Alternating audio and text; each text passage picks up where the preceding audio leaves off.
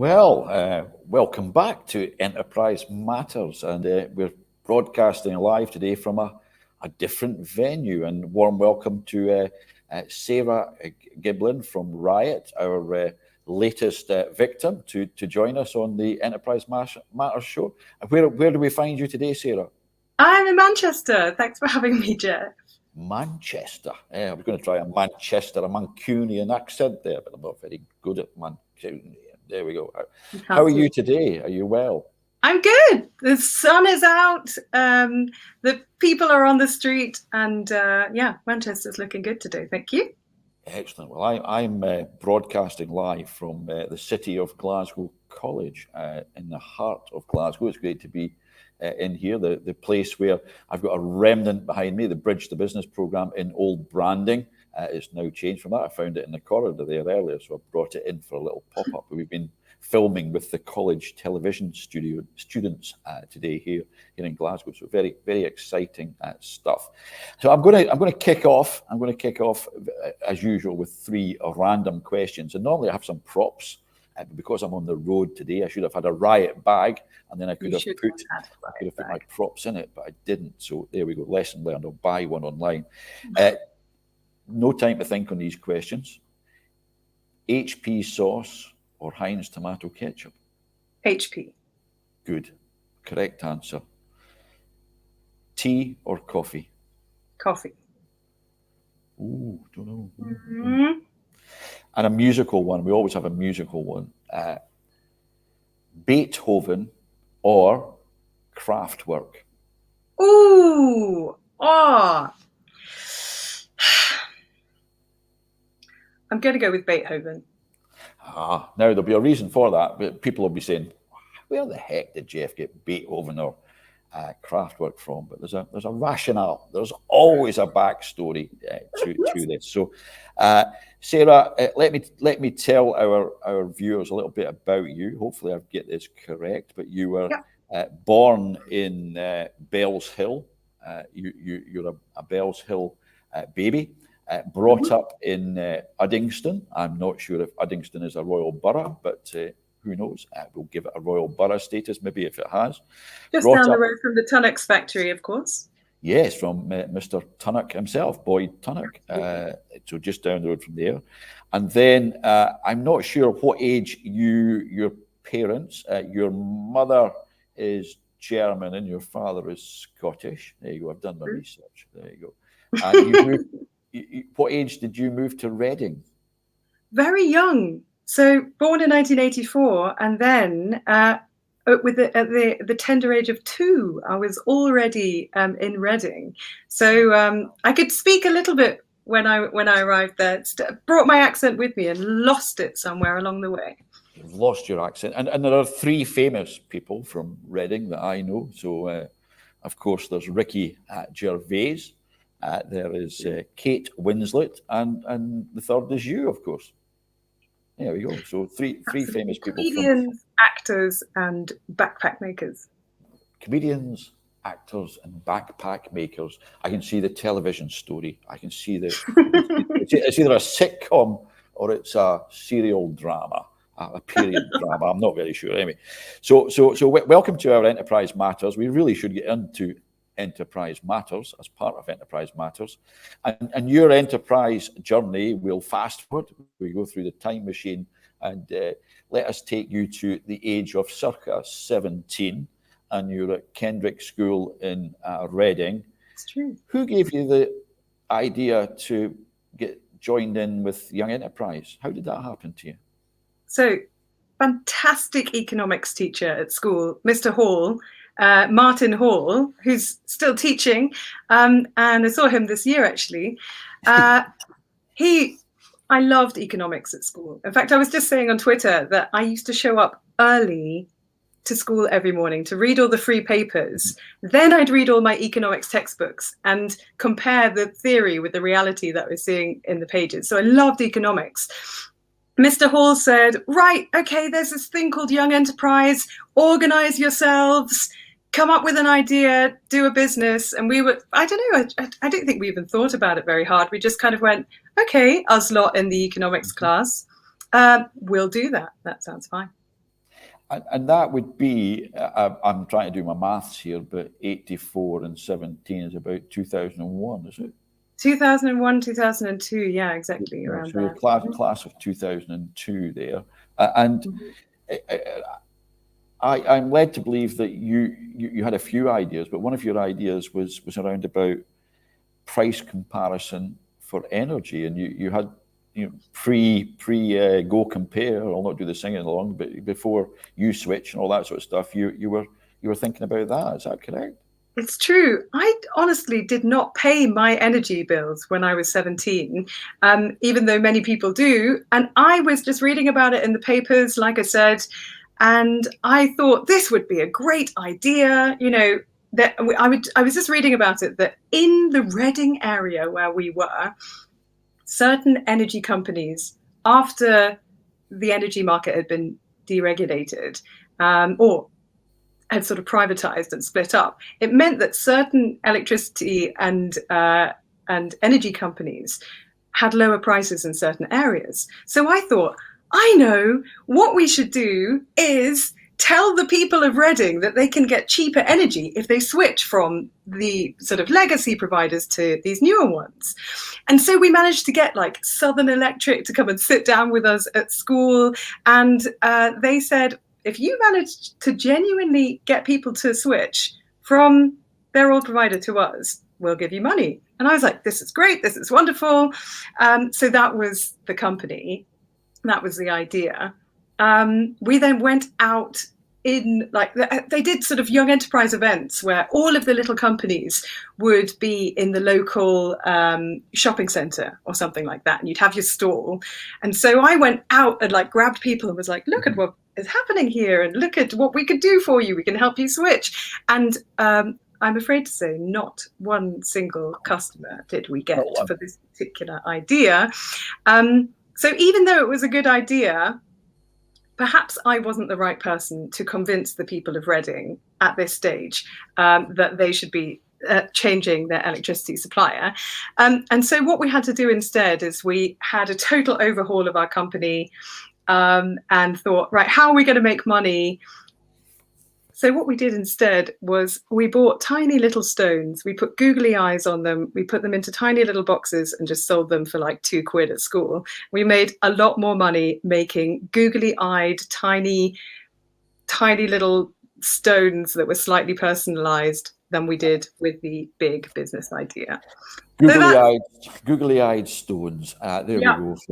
From know your market, know your customer. We managed to sell that to pretty much everyone at school, but not a single electricity supplier switch. And do you still keep in touch with any of your erstwhile colleagues from the company that you set up? And I think a few of them actually. Well, sort of through LinkedIn. Yeah. And through my eventual business, people kind of went, Sarah Giblin, what is she doing? She's making something, and it's a sort of thing that lots of people can use. So actually, through the company, I rediscovered people from the original company. Excellent. And if you're to look back, and it's a long time to look back, it's what is it? Near 20 years. We're looking back there. 19 years. What would be the key lesson that you took away from that Young Enterprise company program experience? So many lessons, but my absolute number one is, when it isn't working, change and keep going. Just because it didn't work doesn't mean that nothing will work. You just have to you just have to be really honest with yourselves, going, look, we can't do this. Someone else will be able to help people switch electricity providers. And now USwitch is the way to do it. It's a massive organization. We couldn't do it, but we found the thing that we could do. And then we managed to make some money with it. Excellent. So the company program experience for young people, I mean, there's circa 2,000 young people a year participate in the program in Scotland alone. So it shows the scale and the impact that's making through that participation. And then if we're to probably fast forward, and I'm going to, I don't know how you left school, you went off and travelled, you worked, you travelled quite extensively, didn't you? Well, at university, my main job was singing in a choir. So I would do concerts, I sang on the radio for the BBC. And so it was actually with singing that I started traveling. So I was sort of traveling for work across Europe and across the UK. And in fact, I'd never really traveled for pleasure apart from that.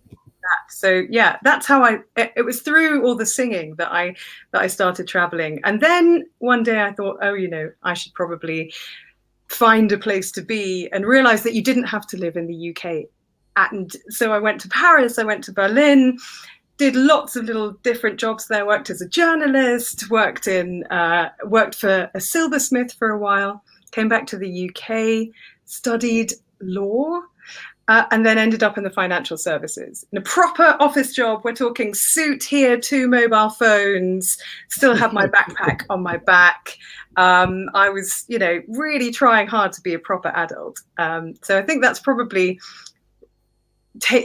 from Young Enterprise, that's probably the next part of my life that became important. Yeah, and you mentioned the word backpack on your back there.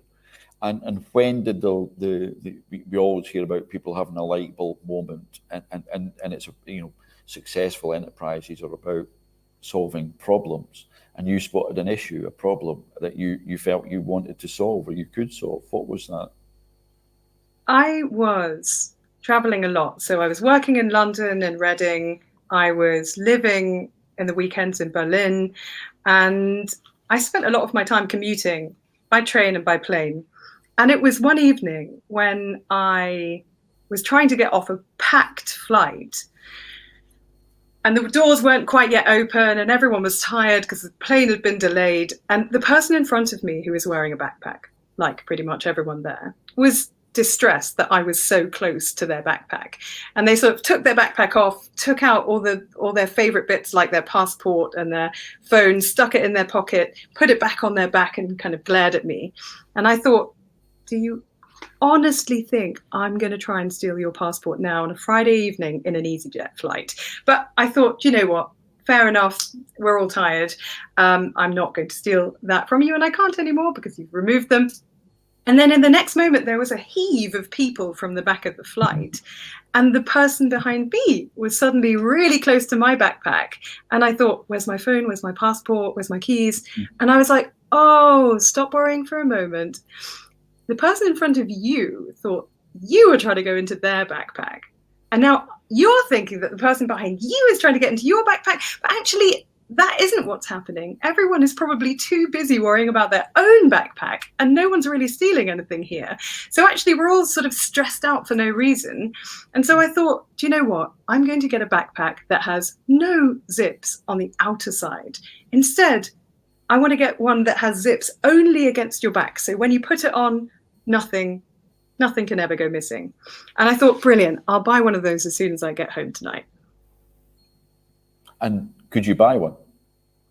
I tried to Google it, and I was like, wow, I don't even know how to use Google anymore. Anyway, so I just sort of got on with my life. Every so often I would try and find it and was like, why don't I know how to describe this thing? Why can't I find it? And one day I actually set some time aside to do it, and I was like, safe backpack with no zips? And I was like, it doesn't have no zips, it just has no zips on the outside, so the person behind you can't get into it. And I was like, I just did some really simple Googles, and I was like, the only thing I could find was honestly a really large backpacker's backpack with a net around it and a padlock through the net. And I thought, well, that is not what I'm looking for. And it began to slowly dawn on me. I was like, have I just come up with something that doesn't make any sense? So I started drawing it out. And as I did, I was like, I'm pretty sure this would work in reality. Why can't I find it? And I started to realize the reason I couldn't find it is because it didn't exist. But it took me about a year of developing this idea in my head and sort of understanding that it was something new before I finally said to my friends one morning, Like, guys, I just want to let you know that I've had this idea, and it is that I think all backpacks in the world might be the wrong way around. And they were like, what? And that was the point that you tried to put them into production once you've got the design, and that's when it becomes very, very difficult, doesn't it? You've got to raise the money and get the prototypes and all that sort of stuff. It's true, but for me, I actually found even realizing that I'd had an idea, that took probably the largest step for me. And once my friend, and usually I like to entertain my friends with ridiculous business ideas, and they didn't laugh at this one when I said, look, the person behind you can get into your backpack. So wouldn't it be better if that weren't the case? And one of them said, Sarah, you should do this. And I was like, I didn't want to do it. I just noticed this thing in the world. And once one of them had said you should do it, that is when I really started thinking about how you could do this. And then all of my training from like studying economics at school as well as anywhere else, and just realizing you're like, well, what do you need? You need a factory. Backpack factories exist. You need freight companies. They already exist. You need warehouse. You need a website. All of this stuff already exists. So I can just like jump onto that kind of, jump onto this existing supply chain. You just have to build it yourself. But yeah, for me, I was like, right. So I left my job. I prototyped it. It actually worked in reality, the first RiutBag. And that's when I thought, right, so how am I going to make the first production of these? I could have gone to a bank and been £60,000 in debt with no customers, but that didn't really feel great. I could have gone to an investor, but I didn't really know how to find the right investor within a reasonable amount of time. So instead I went to Kickstarter, crowdfunding website, and said, I think all backpacks are the wrong way around. World, what do you think? And 1,000 people who I didn't know, some of whom I did, but most of whom I didn't, in the next month backed my idea. And they were my first 1,000 customers, which helped me to go and manufacture with my amazing factory in China, bring all the RiutBags back, send them all out. And the first 1,000 RiutBag users started roaming around the world. So RiutBag is RIUT. So tell our viewers today what RIUT stands for. Well, Riut stands for Revolution in User Thinking. So you're on your standard backpack. Let me just move this here. All your zips are on this side, but I have revolved the RiutBag by 180 degrees to get all the zips on the back instead. So it's partly just literally the backpack, which is, revolved around the user. But also, I was not a backpack expert. I'd never studied design in my life. I was just someone who had an idea. In fact, I was a backpack user who had an idea. And I wanted to make it clear to people that if you're a user of an object, like a mug or a backpack, that's kind of enough for you to understand whether that thing is working for you or not. Wow. And so this revolution in user thinking is saying, we as users, imagine if all those problems that we found, imagine if we were to fix those. And you could have billions of people across the world trying to fix problems rather than just a handful of large corporations. And that was that was something that I learned in that process, I can have an idea and I can go and do it. It's quite, the word revolution is quite a strong word, to use in there. But it's about putting the user at the heart of the design process. And I had a conversation with a colleague this morning, early morning, about the answer to the solution in most cases, and nearly all cases, lies at the point of use. The person that's at the front line. It doesn't happen in an office somewhere. You've got to engage with the customer, the end user. I think that's what you've done, and it's from speaking with you prior, I think you've continued to evolve that design by continual feedback over the years. That's correct? That is the another meaning of revolution in user thinking. So once I had my first 1,000 RiutBag users, that was so powerful because I could say to them, right, what do you think of it? Is it any good? Are there any problems with it? And they were so engaged, and they told me very honestly, this is great, this is rubbish, this is fantastic, we want more of this, less of this. And I kept redesigning the RiutBag based on what my users told me, which is so useful because I'm just one person. But once I had 1,000 people, and then I had 10,000 users, and now I have 20,000 users, I could not have designed the bag. I couldn't have designed the RiutBag to have evolved this many times without that many brains. Like this, there were 10,000 people who were helping to rebuild the RiutBags, which is now why they're sort of, this is a larger flight bag. This thing actually changes into 3 different shapes. So you can have a really slim backpack or your sort of giant flight bag. This is a RiutBag. It's a tiny little thing called the Crush, which crushes down to a small pocket, but also is just a really light, non-laptop backpack, like a little city backpack. And that, you know, it's so many tiny details that we have managed to fix together. Cool. But to come back to that word revolution, revolution is an extremely meaningful word in history and in many places. But to me, it was much more about the literal sense of revolving the bag and this larger idea that it would be quite revolutionary if billions of us were fixing ideas rather than just leaving it to a few large companies. Excellent. And if you're looking at that phase of that period of your life, what's the key lesson that you learned, particularly around about that period where you were going from, you know, concept, idea into design and production, and all the challenges that you faced around about then? What would be your key takeaway? For me, it is listen to your ideas, and even your crazy ideas, and develop them slowly on your own in the background. You don't need to tell anyone you're doing it. You know, it took me, honestly, I think about 3 years, and 2 of those years were just me mulling over this in my mind.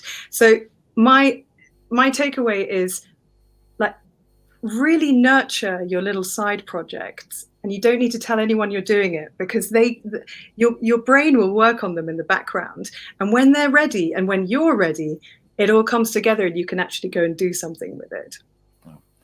And I couldn't speak to somebody who's involved in the travel world pretty much, because you're selling goods that people need to travel. And March 2020 came along. How's it been for Riut and Sarah Giblin? And the reason why I need to mention that Sarah lives in Manchester, but also spends a significant amount of time in Berlin as well. And hence, she, as much as being a singer, she's also very heavily involved in originally classical music, but now is into techno in Berlin. And I've found out about a place in Berlin that I've got to go to. My last visit to Berlin was to see the Ramones Museum, which is a very different genre to Kraftwerk and all the techno scene that's out there. True. So it was the techno that took me to Berlin in 2000. That's sure. So tell me a little bit about the last 18 months for Riut during the pandemic. What have you had to do? We hear about the word pivot all the time and change and all that sort of stuff. What have you had to do? Well, I don't recommend being a backpack designer in a global travel ban. It's not. It's just. It wasn't. You know, I wasn't a toilet roll manufacturer. I wasn't doing anything that was of any use to the world in March 2020. And in fact, the actual problem that I solve with a RiutBag disappeared completely, because we were no longer in crowds. You actually couldn't even get within 2 meters of someone. So in many ways, and please forgive me for putting a sort of lighter tone on this, because obviously we all know the seriousness of what's happened in the last 2 years. But honestly, the government, with its powers, which I didn't have back in 2014, managed to solve the problem of of feeling like someone could take something from your bag by stopping all travel and stopping people even being able to get 2 meters close. So the problem that I solved disappeared completely, which meant that I was totally useless in the world. But I've had, if you've run a company for 7 years, you have your ups and downs and you learn from that a lot. So I didn't panic. I just thought, right, what am I going to do? I'm just going to observe this for a moment. So I'm going to give it a few weeks. I'm not going to flog backpacks at a time when no one wants to think about travel. Instead, I hung out online. I hung out on Twitter a lot with my wonderful Twitter people. And we just sort of started to understand what lockdown, what all of these terms, what all of our new lives meant for us. And I thought, okay, I'll give it a rest on the Riut bags. In fact, I let my Riut bags have a rest, and usually they're moving around every day and heading all over the world. So they had their first rest for many years. My orders stopped overnight. As soon as the first lockdown hit, that was it.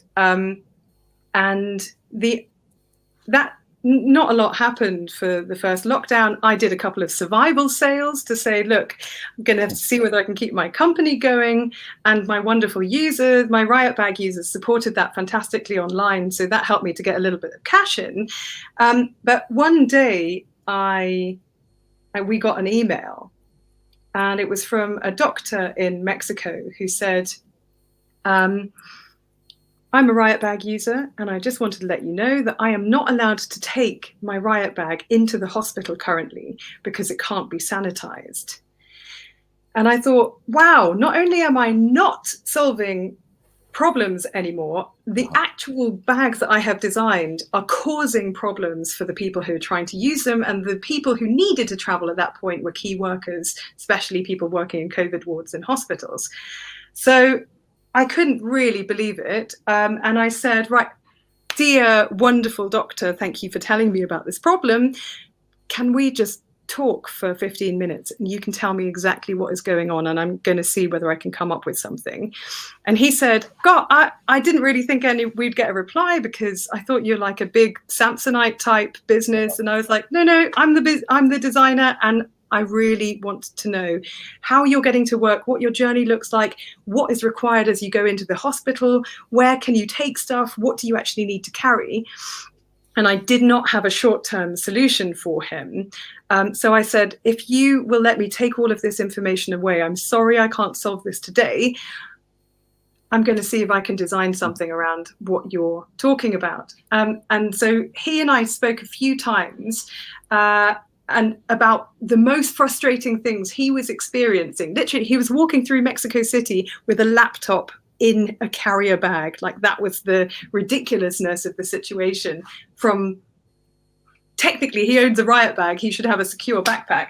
So anyway, together, we came up with a totally new type of Riut bag. And this is a totally sanitizable backpack that is designed around a doctor moving in and out of a hospital where an infectious disease is around. So it is still a Riut bag. It's still got a laptop holder. It's just every single element has been simplified so that you can wipe the entire thing clean. Superb. And what would be your, in a sentence, what would be your pandemic lesson, your takeaway? It's observe, listen, and care about, like, there were moments where I was worrying about the business, but that honestly is not a good thing to do. Care about your customers' problems, not about your business problems. And it was like being back in a position where I could solve a problem for my customers. That's where I like to be. And I was pretty, I didn't really have any problems to solve for a while. In fact, I was causing problems with my designs. So it was, yeah, it's definitely, if your business is in a difficult place, care about your customers' problems, and your business will take care of itself. Super. Well, that 30 minutes has flown yes. in there. It's flown in, and I think you're in Manchester. I'm in Glasgow. We'll hopefully meet up in Berlin. You can take me to this techno nightclub. I'm probably the oldest in the techno nightclub, and I'll take you I'll buy you a beer in the Ramones Museum. In the Ramones Museum. Yeah, and it's been a fascinating story that all began with the Young Enterprise experience in the company program. And I know you said to me when we first spoke, you actually thanked me to say you've re-sparked and kindled my memory around about that, and recognised the lessons that have been learned through that. I haven't thought about being 17 for many years, and this, well, and it's wonderful to be reconnected with Young Enterprise, because just very, very quickly, there are so many courses out there that you can do, which personally I think prevent you from going to start your own business because you're doing the course, right? So whilst you're at school, I know there are lots of kids who are starting businesses, which is awesome, but whilst you're at school, that's a time where you can practice things like this, so that when the idea strikes when you're older and you can actually do it, then you know to just get on with it and do it, you know. So that's why Young Enterprise was so important for me. Just I'd done it before. Learning by doing, and your lessons that we've learned today are very, very strong messages, and learning to change and keep going, listening to your ideas and having confidence in your ideas. And that message that you mentioned last was one that underpinned everything you said. And it's around about that customer focus, customer engagement, and recognizing what the customer problems are, customer issues. Yeah. And that's where it's got us today. So it gives me great pleasure to have had you on the show, Sarah. Thank you so much. I hope that you continue to go from strength to strength with your bag, and I hope you will stay in touch with Young Enterprise across the UK. And it's really nice to get somebody who's Scottish and gone into Englandshire, and to have you connected. So thank you very much, and we'll speak to you very soon. And thank you very much to all our viewers, listeners, whatever platform you've joined us on today. It's great to be back, and we will be back again on the first Friday of November. I'm not sure what day that is, but the first Friday of November. Have a jolly good weekend, and we'll see you all again soon. Thank you very much, and back to the studio. Ciao now. Thank you.